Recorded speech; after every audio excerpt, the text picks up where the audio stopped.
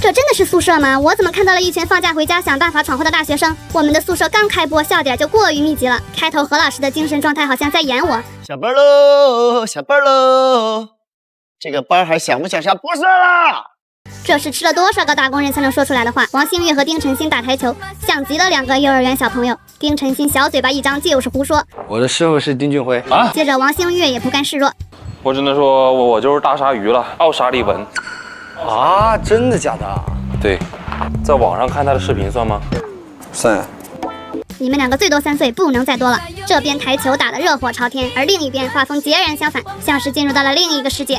4个人4个姿势，但都在重复同一个动作：躺着刷手机，坐着刷手机，靠着刷手机。这班味儿简直不要太重了，都快熏着屏幕前的我了。谭健次化身眼镜烧烤店老板，这熟练的动作一看就很地道。地道的地道的道，地道的地道的。辛苦了，唐总。不是，谁家烧烤店老板戴个眼镜长个领子啊？还有这领口的位置，大哥不愧是大哥，一点不见外。谁家粉丝吃这么好？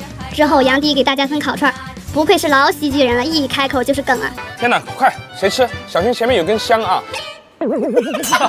高瀚宇贡献名场面，谢主公。吃双皮奶，大哥张口就来。我昨天晚上磨的那个豆，磨出了豆浆。哎呦，桂花也是今天现在去摘的啊，我去摘的。这些水果你吃呀？水果老家种的，老家果园好丰富。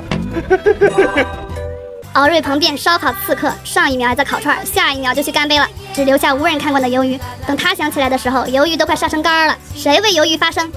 更好笑的是，高瀚宇路过时闭眼夸：“哇塞，专业的。”等看清楚鱿鱼的惨状之后，瞟了一眼小敖，又默默走开了。没眼看，没眼看，我们这儿可不流行吃黢黑的鱿鱼。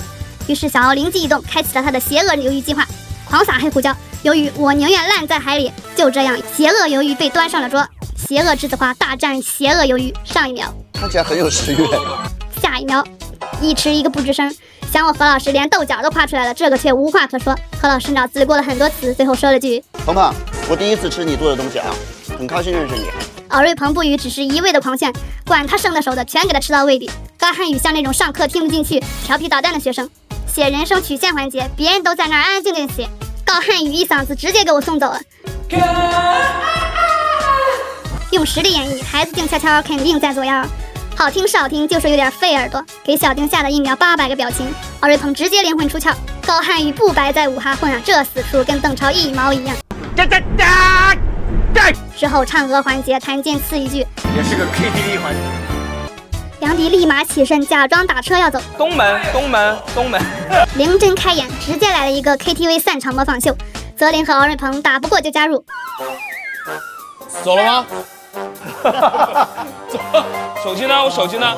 我手机呢？手机呢？衣服啊，衣服。后边的敖瑞鹏唱歌环节，小敖认认真真唱歌，镜头一转，杨迪、泽林、高瀚宇3个人扛着沙发垫子就开始转圈，杨迪更是新创了舞姿，哥几个看起来没少喝啊。直播节目环节，谭健次忘记直播，投喂自己半小时，别人的名利场，谭健次的大食堂，吃嗨了还不忘和何老师碰个杯，结果发现还是他的号在直播。吴泽林更是松弛的没边了，是真想回家了，刚上车就兴奋的像个马喽。我们要去干什么啦，朋友们？后边吃饭时，何老师让他 real 一点 ，real 一点，吴泽林你 real 一点，我是不是现在应该再去做一做饭？泽林大手一挥，好，赶紧做。赶紧！你有点太热哟，那太过分了。他说别聊了，赶紧的吧。这个我是看不下去了，这种。让你 real 没让你这么 real 啊！后边下趴音乐被触发，音乐一响，泽林名震其手，自动解锁舞姿，看着小杨扭的，之后更是沉浸在自己的舞蹈里，不知天地为何物了。在这个综艺里，每个人都很松弛，没有刻意的剧本，全都是熟人局的默契。你们这个宿舍换我住2天好吗？